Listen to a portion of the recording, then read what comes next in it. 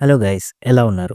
ఈ వీడియోలో నేను మీకు ప్రపంచంతో పరిచయం లేని ఒక తెగ గురించి చెప్పబోతున్నాను. ఇదివరకు కొన్ని ప్రాంతాల్లో ఎవరైనా తప్పు చేస్తే వారిని ఊరి నుండి వెలివేసే పద్ధతి గురించి మీరు వినే ఉంటారు. పురాణాల్లో అలాంటి వారిని రాజ్య బహిష్కరణ కూడా చేసేవారు. కానీ ప్రపంచాన్నే వెలివేసిన మనుషుల గురించి ఎప్పుడైనా విన్నారా? ప్రపంచాన్ని అసలు మనుషులు ఎలా వెలివేస్తారు?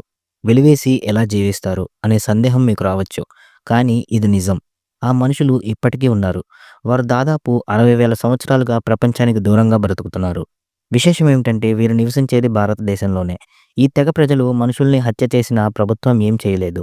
విచిత్రంగా అనిపిస్తుంది కదూ! అయితే వీటి గురించి పూర్తిగా తెలుసుకుందాం రండి. భారతదేశంలోని కేంద్రపాలిత ప్రాంతం అండమాన్ నికోబార్ దీవుల గురించి మీకు తెలిసే ఉంటుంది. ఎంతో సుందరమైన ఈ ప్రాంతాన్ని సందర్శించేందుకు ప్రపంచవ్యాప్తంగా టూరిస్టులు వస్తూ ఉంటారు. బంగాళాఖాతంలో ఈ దీవులలోని కొంత భాగంలో ఉత్తర సెంటినల్ ద్వీపం అనే ఉష్ణమండల ద్వీపం ఒకటుంది. ఈ ద్వీపం సుమారు 60,000 సంవత్సరాల నాటి మానవ తెగకు ఆసక్తికర విషయాల గురించి విన్నప్పుడు వాటిని ప్రత్యక్షంగా చూడాలనే కుతూహలం చాలా మందికి ఉంటుంది. అలా ఈ తెగ గురించి తెలుసుకుని వారిని కలిసేందుకు ప్రపంచ దేశాల ప్రజలు చేసిన ప్రయత్నాలు విఫలమయ్యాయి. వాస్తవానికి వారంతా అనేక చేదు అనుభవాలను కూడా ఎదుర్కోవాల్సి వచ్చింది. 1967లో మానవ శాస్త్రజ్ఞుడు టీఎన్ పండిట్తో కలిసి భారత ప్రభుత్వం సెంటినెలిన్ ద్వీప ప్రజలతో సంబంధాన్ని పెంచుకునేందుకు ప్రయత్నించింది. వారు ఈ తెగకు కొన్ని బహుమతులను వదిలి స్నేహం కోసం ఎదురుచూస్తున్నట్లు సూచనలు చేసేవారు. కానీ అక్కడ గిరిజన తెగ ప్రజలు మాత్రం ప్రభుత్వ ప్రతినిధులపై తిరగబడి మల విసర్జన భంగిమలో కూర్చునేవాళ్ళు.